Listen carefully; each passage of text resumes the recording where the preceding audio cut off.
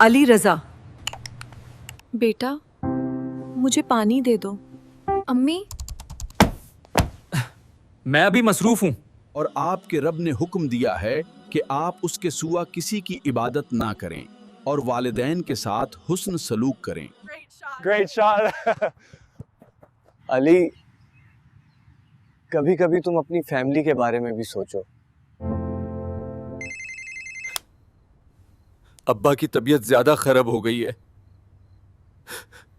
انشاءاللہ کچھ نہیں ہوگا، میں کل آؤں گا۔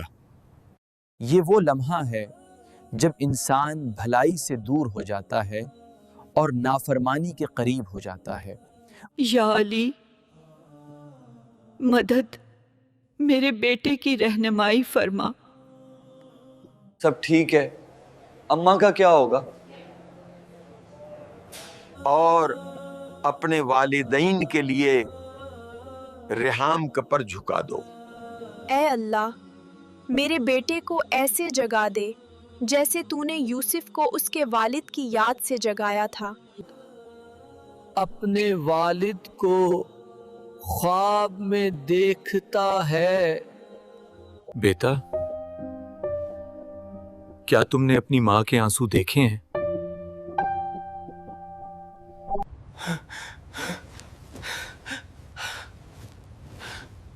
علی رضا چونک کر جاگتا ہے۔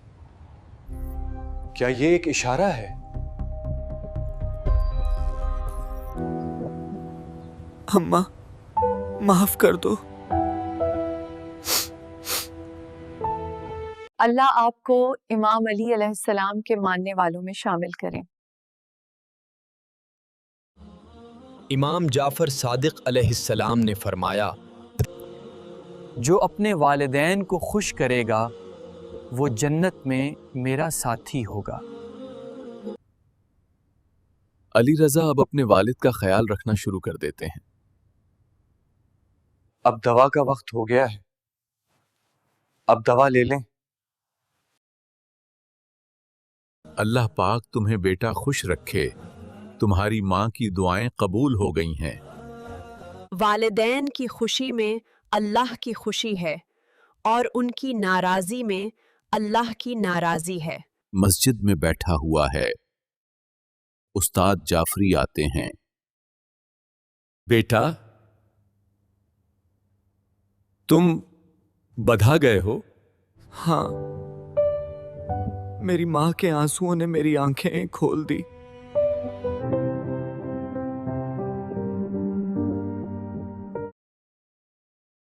اب عشاء کی نماز پڑھ لو۔ میرا شکار ادا کرو اور اپنے پیرنٹس کا بھی۔ فادر وافت پا جاتے ہیں۔ بیٹا صبر کرو، دعا کرو۔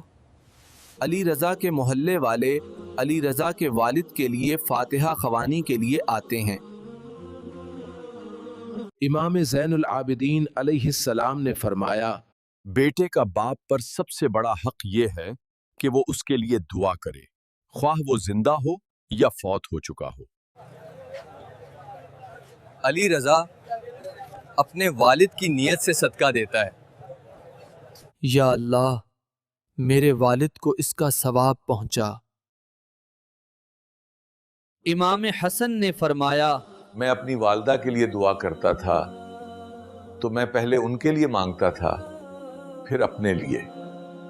علی رضا حج پر جانے کی تیاری کر رہے ہیں۔ حج سے پہلے میری دعا لوگ۔ اماں، آپ کی دعاؤں کے بغیر کچھ بھی ممکن نہیں ہے۔ نبی کریم صلی اللہ علیہ وسلم نے فرمایا، ماں کے قدموں تلے جنت ہے۔ ماں میدان عرفات میں۔ یا اللہ، میرے باپ کو بخش۔ دعا قبول ہو گئی ہے۔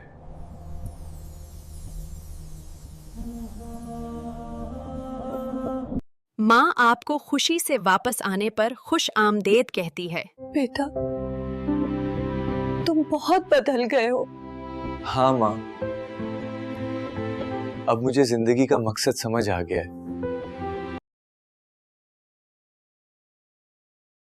ऐ मेरे रब, उन पर रहम फरमा जैसा कि उन्होंने मुझ पर बचपन में रहम किया था।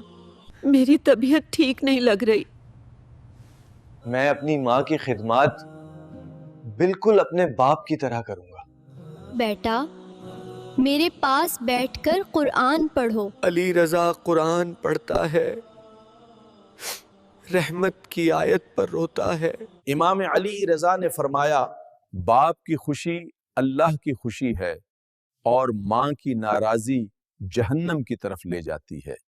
माँ की वफात, है रब, मैंने अपनी जन्नत खो दी है। ग्रेव पर दुआ करता है, ओ माँ, तेरी दुआओं ने मुझे इंसान बना दिया। इमाम मोहम्मद बाक़िर अलैहिस्सलाम ने फरमाया, वालिदैन के इंतकाल के बाद उनकी कब्रों पर दुआ करना उनकी मुलाकात के मुतरादिफ है।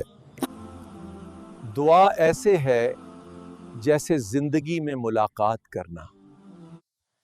अली रजा मस्जिद में दर्स देता है, वालिदैन की खिदमत ही ईमान का जेवर है। अगर वलिदैन नाराज हों तो क्या होगा? तो फिर खुदा भी नाराज हो जाता है। आखिरी मंजर, अली रजा नेकी के रास्ते पर चल रहा है। ये वो बेटा है जिसको माँ के आंसुओं ने जन्नत का रास्ता दिखारा। वालिदैन की रिजा खुदा की रिजा, उनकी खिदमत जन्नत की जमानत।